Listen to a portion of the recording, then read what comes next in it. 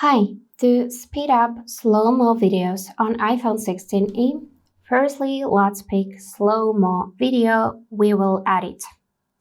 For that, I'm gonna open Photos, and this is how the video looks right now. Now, to speed up this video, we need to click on those lines for editing, and then you should see this bar with many lines. So what does it mean? Those smallest lines are speed up parts of video, so normal parts of video, and those bigger lines are slow-mo parts of video.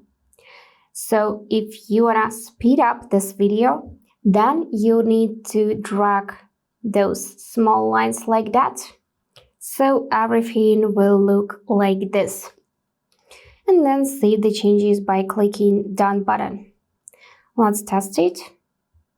And now, as you can see, we got normal video speed.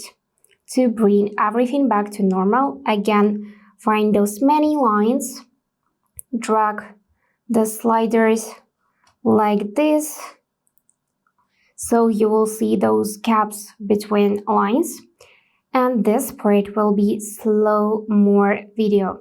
So I'm gonna just drag it like that, and just take a look. So that's it for today. If this video was helpful, please subscribe, like and comment. And I wish you all the best. Bye bye.